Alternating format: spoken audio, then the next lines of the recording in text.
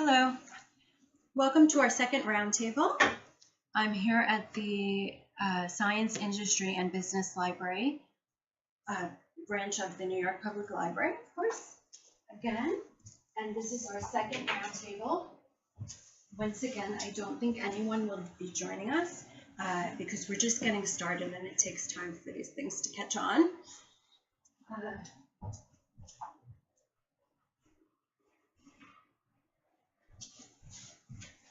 So if no one joins me, I will proceed like I did for last month's roundtable, and I'll formulate this video in a way that you can use it as talking points in your own organization. And today's roundtable is called Unlocking Creativity, and so I have some books for interest, which I haven't had a chance to look at myself yet, but I'll just run quickly through them and then we'll get started. Okay, so there's Innovation, Driving Product Process and Market Change by Edward E. Roberts. The Origins of Life and the Universe by Paul E. Lerquin. Rocks and Minerals, a DK Smithsonian book. We talk a little bit about diamonds in this table. Creative Intelligence by Bruce Nussbaum. Creativity, Inc. by Ed Catmull. Extreme Birds, because birds are always a great visual of freedom. And so when you approach your task, it's nice to elevate yourself above your work a little bit. So that's Extreme Birds. And The Game Changer by A.G. Lafley and Ram Charan. Of course, Peanuts, always a creative exploit. And that's featured in Variety currently. And Scientific American has world-changing ideas. Smithsonian has a little bit of genius on the cover currently, and we talk a little bit about genius. And Smithsonian, Earth, the Definitive Visual Guide. And this, I talk a lot about nature in this exploration of creativity. And it's so great to be able to see. This is just chock full of beautiful pictures, and to see creations, in nature can always be inspiring. There's so many answers in nature. It's just amazing. And of course, who wouldn't like that on a coffee table? Okay, so that's that, and I will run briefly through the definitions, and then we'll begin. Okay, so creativity as in life.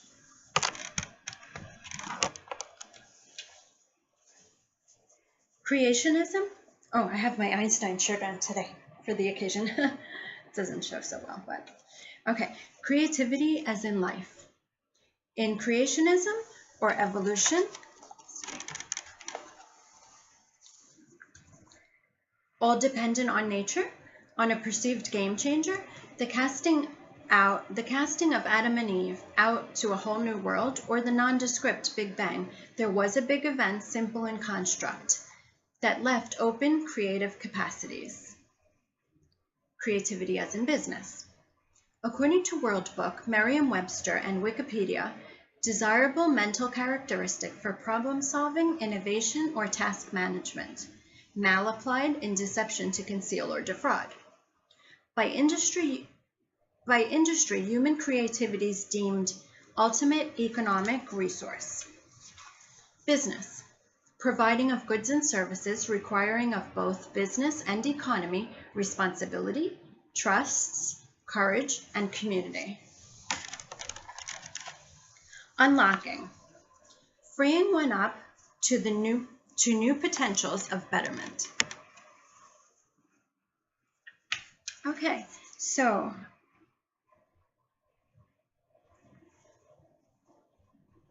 this roundtable has the addition of drawing time. So between each segment, there will be a 1-minute period for drawing.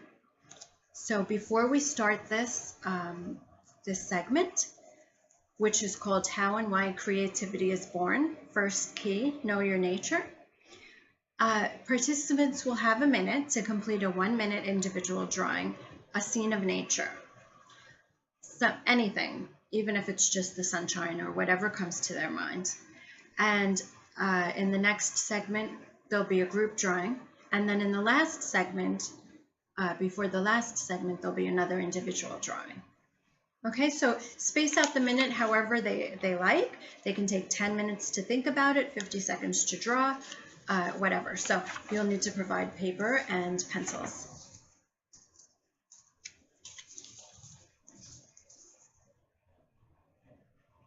You can pause and come back. Okay, so now ready to begin? Okay. May I have air with that, please? Nature. Mother Nature's our own. As citizens of Earth, our first nature's human nature. Luckily, honoring one honors the other. It's basic. If we don't nourish our human nature with things life needs that nature provides freely, like air, water, and don't forget space, we'll be stifled, not at our best. Creativity is a part of our nature. All living things do it. When one thing is recreated, the grand mix, environment, community, relationship, is recreated. Those new developments, good or bad, create new realities, large or small. The power's in knowing that, knowing your ever-present creativity ability so you can harness, nourish, and unlock its potentials. Firstly, we need air. Easy and simple. Don't neglect to give it task status just because we breathe air. That's for staying alive. Fresh air before a project can help our creativity best.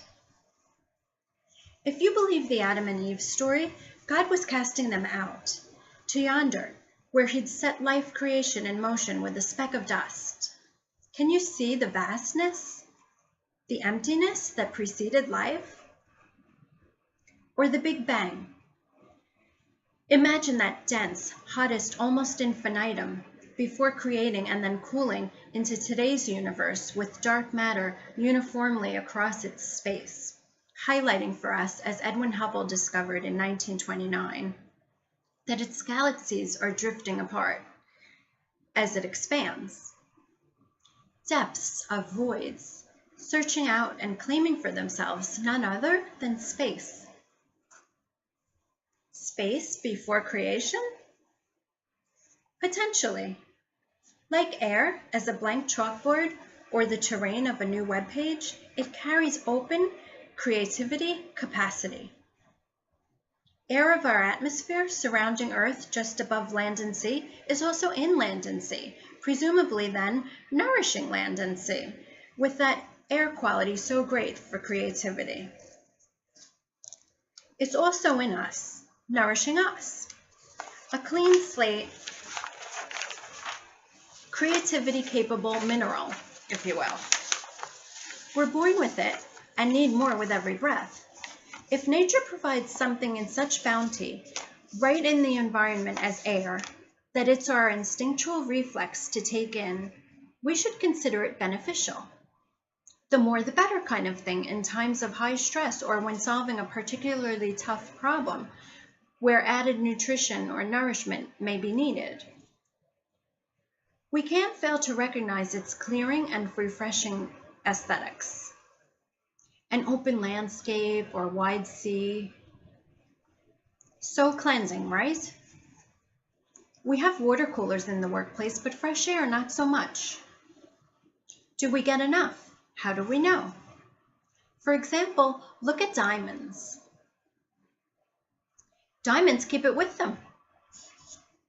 Plain and crystal clear to see. The diamond seems resplendently substantial, as Life Science Library's book Matter by Ralph Lapp and editors put it, but its atoms are mainly empty space, with dabs of electrons whirling around dabs of protons and neutrons. Can we see ourselves carrying around green bottles filled with fresh air? Or empty space creators happily cardoning off crowd-free zones? We don't consider air and space as we do water because we take it so for granted. But what happens to a market when it isn't nourished quite right? We talk of underperforming stocks, but what about lagging industries? Is disruptive innovation disruptive, or did the field dry out so much that a fresh idea was taken as game-changing because the game had failed to develop along natural growth trajectories? If we think of our markets as we do our universe, bountiful, as in motion as a living, breathing fabric of sorts, then we can picture a world where new ideas, products, technologies, businesses are popping up output all over the place, similar to a diamond's lattice work, structure of atoms filled with air in the in-betweens. Given nature, a well-nourished environment will sprout creations. Like the diamond in matter, or its polar opposite, graphite, there's a pattern. The pattern of space, creation, and so on. It seems the blank space is important to the creation. Creation as pragmatic as the blank space air-filled in-betweens. Air as neutralizer as much as nutrient. If workspaces had empty space, open-air nourishment centers, what would that be like? Creativity as likely to happen as the layers in graphite? Or morning after night? Just getting plenty of air, space, and water then is brilliant?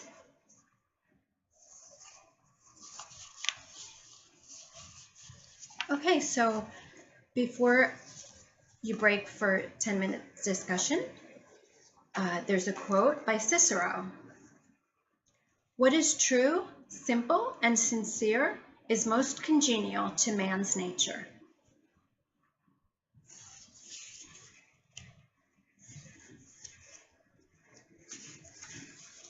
So after you take your 10 minutes to discuss,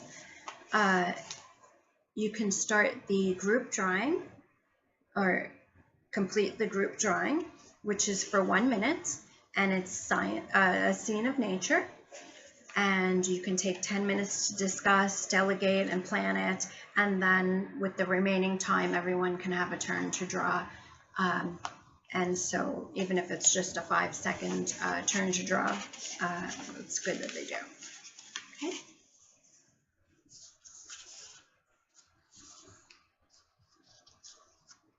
Okay, so now to begin the second segment, which is how and why creativity creates. Second key, know your needs. Refresh and regroup. There's disruptive, revolutionary, evolutionary, brainstorming, minds for hire claims of innovation.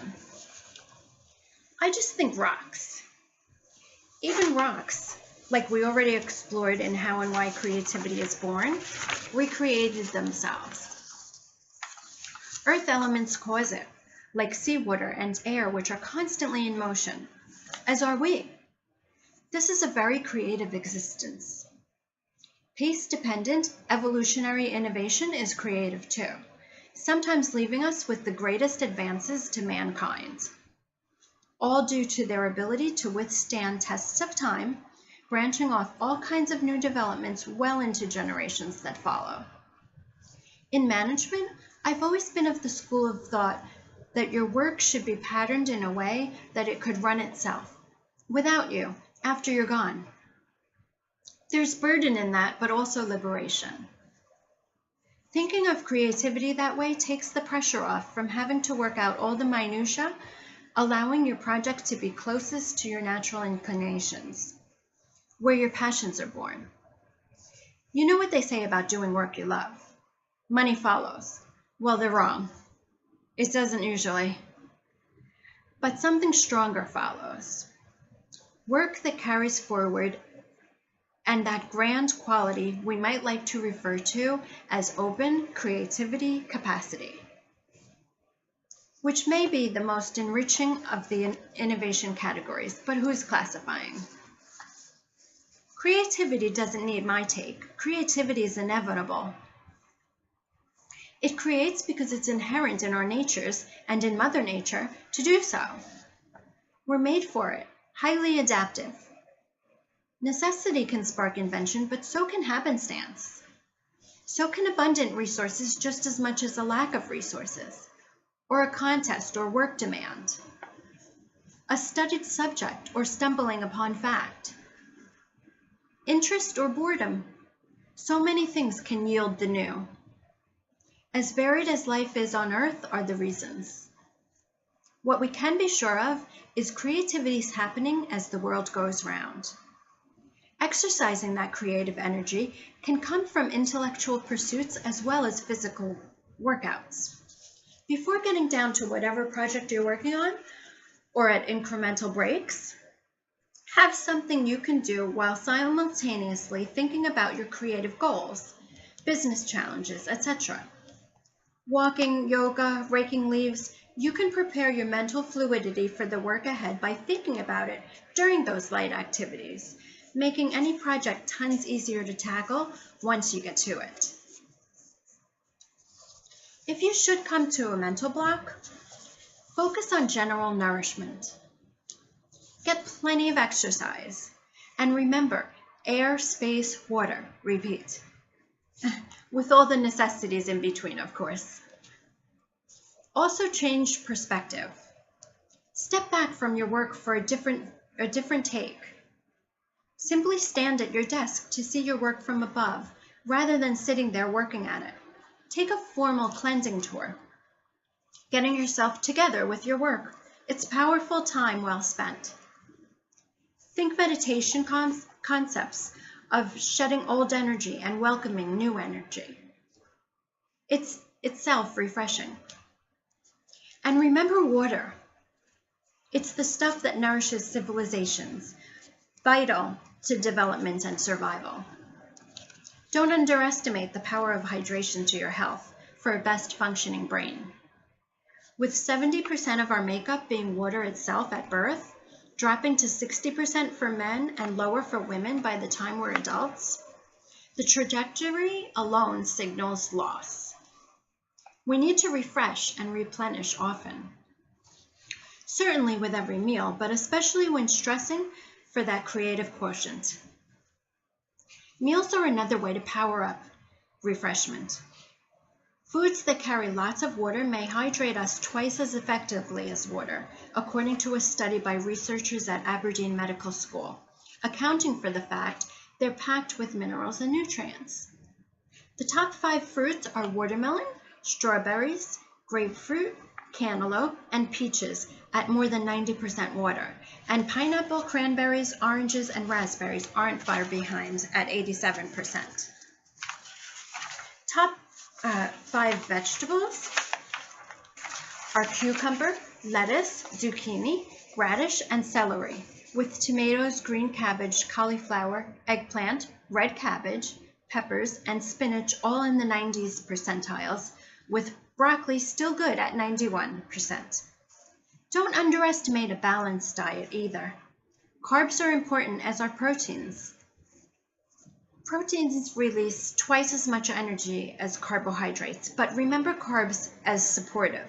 Did you know trees' wood consists mainly of carbohydrates as a supporting structure of trees? To balance the two, you can't go wrong with the Mediterranean diet. You can't go too wrong with the Mediterranean diet. Organic, of course. There's nothing like taking measures to build your health only to gunk up your system with pesticides, preservatives, or other things that don't easily break down in the body, clouding your bloodstream, brain workings, etc. So preventative measures, try adding elements of movement into your workspace like a water fountain, a moving message board, or rotating picture frame to avoid stagnant energy. And how can we forget air? Whenever possible, have windows open, letting free, unprocessed air in. Keep negative clutter, like dirty dishes or paper piles, to a minimum. But some clutter, some people work well with. Space overhead qualifying as open space. Know your nature. Desperate measures, move air with a breezy fan to refresh a tired workplace. To help your faculties get flowing, bend forward from your waist, then lower from your hips, and hang there for a few moments. You'll feel pressure leave right off your shoulders, head, and neck instantly, relieving and refreshing. Keep your OCC, open creativity capacity, moving, ready and able to form vision of your futures. A quote from the book Creative Intelligence by Bruce Nussbaum. It's clear we've reached a point where the older categories are coming under attack for not delivering. It's time for new categories and a new framework for understanding and implementing creative innovation.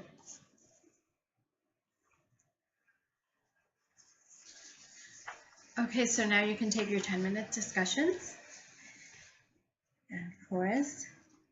And before you come back, complete the last of the individual drawings. So it will be the last drawing, a 1-minute drawing of a scene of nature, and try to combine your individual drawings with group output and see what you come up with. Again, spacing the minute out however you like, 10 seconds to think about it, 50 to draw, however you like. And that'll be before you come back to start the next and last segment. Okay, so beginning the last segment, how and why creativity thrives. Third key, let there be light. For joy. I invited Microsoft and Cooper Hewitt Design Museum to this Unlocking Creativity workshop, and invited Apple and the Museum of Natural History to my first roundtable, Business Beyond Race. Perhaps I should have invited someone from Ford, who I recently saw classified under revolutionary online as opposed to disruptive innovation. The definition breakdown asserted the Ford automobile didn't change the market but improved the means of transportation of the day from horse-drawn carriages to motorized. But his motorized tractor that preceded comes to mind and drives home point that technicalities or classifications are no substitute for reason. There's lots disruptive innovation might learn from examples like Ford. That Henry Ford was trying to have a better day on the farm, plowing fields not his preferred work, when he invented the motorized tractor. I'm in awe.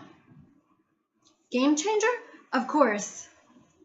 So searching out the best day possible, so be it if the only thing special in it is to look up to the sun asking, to what debt of joy do I owe this pleasure of such fine, warm, vitamin D rich energy rays, is a great place to start for anyone. Gratitude. How fortunate we are to have this capacity for creation and open to possibilities of all sorts of creativity. It's inspiring. Sunglasses, sunscreen sometimes needed, but light alone from the sun is miraculous. How can we ever get enough of it? If it were up to us, more than a small majority of us might take to daylight year-round.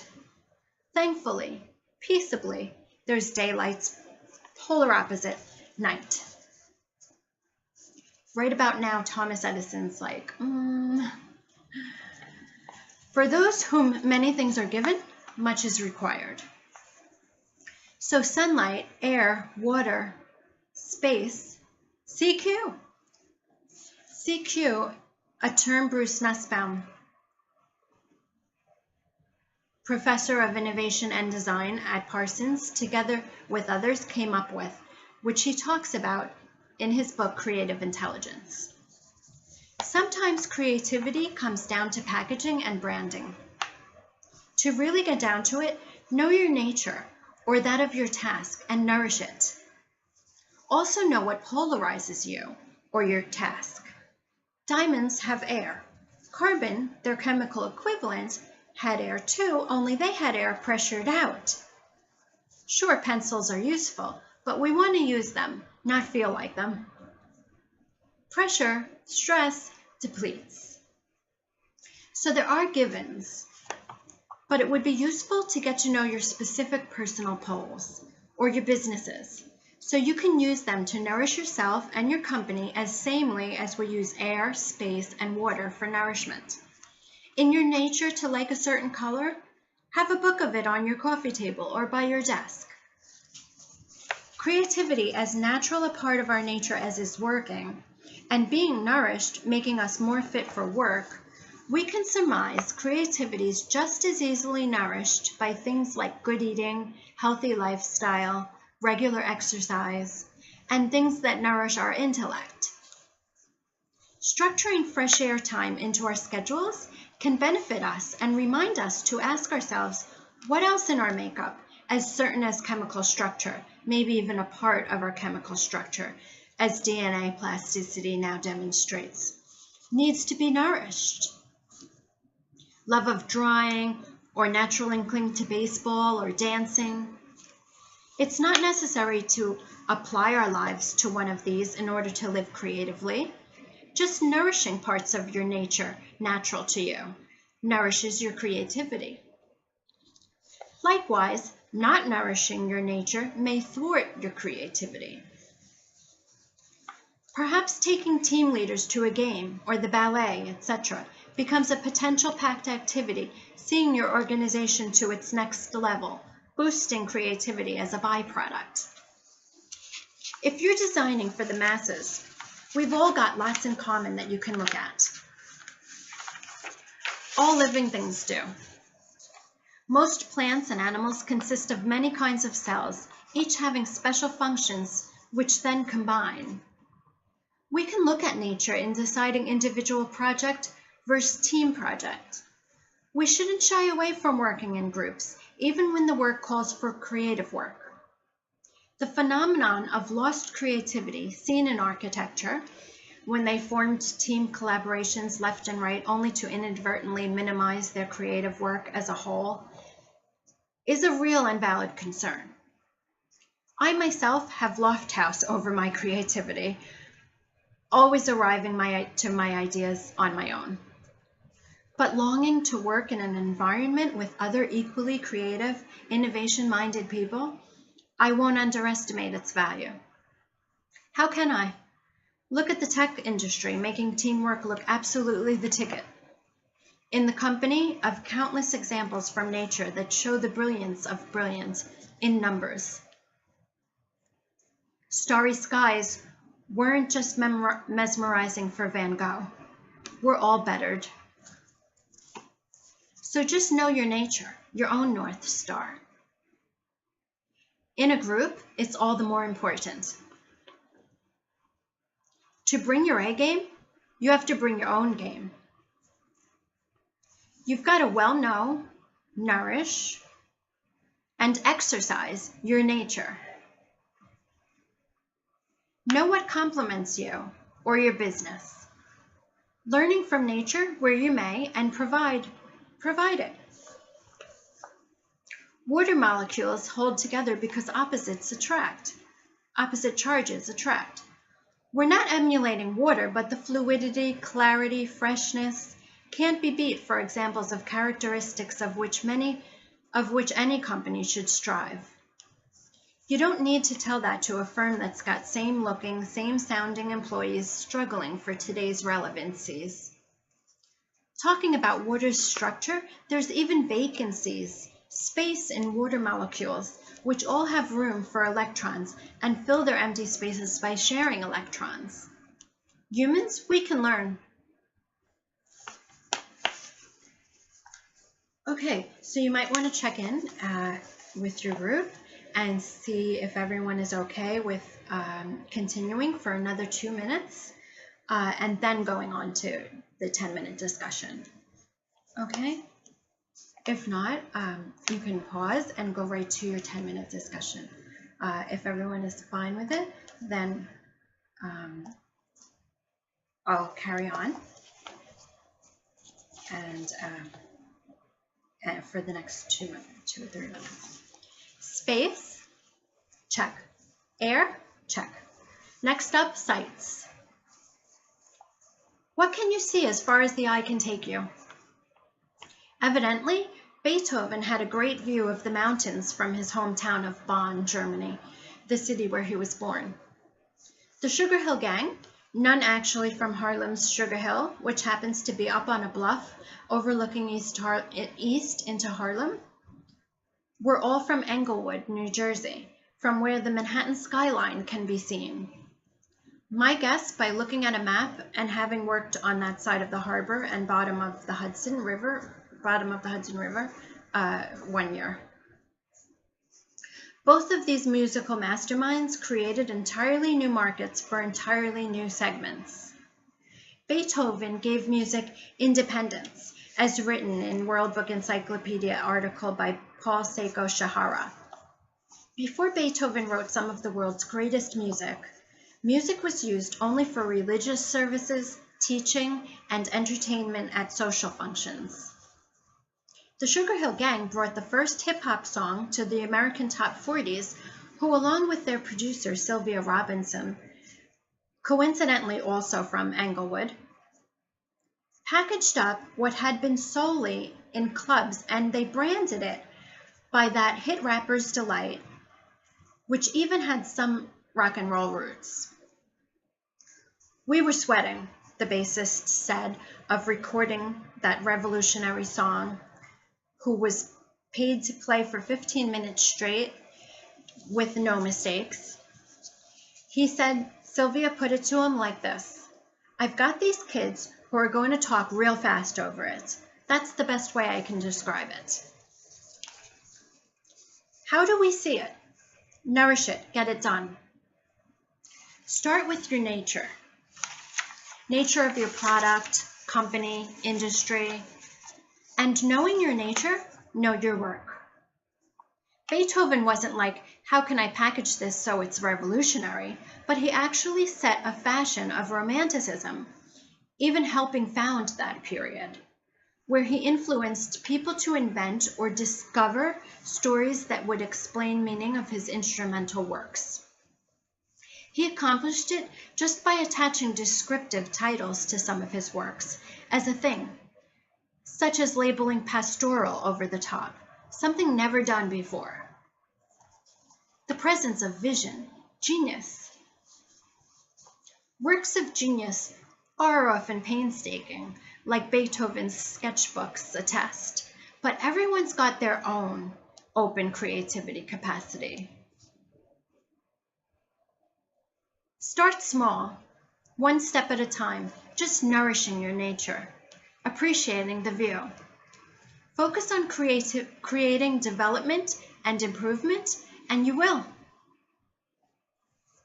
Something as simple as starting a day with a colorful line drawing left for your kids might make a world of difference to your CQ center. Just thinking about center straightens posture and rights perspective. Thinking of creativity as a center in your intellect might be equally as liberating. Picture it during your next meditation, maybe outdoors, and breathe.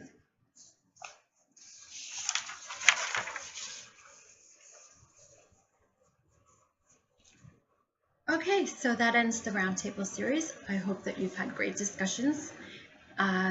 And I hope that you'll tune in for our next month's roundtable.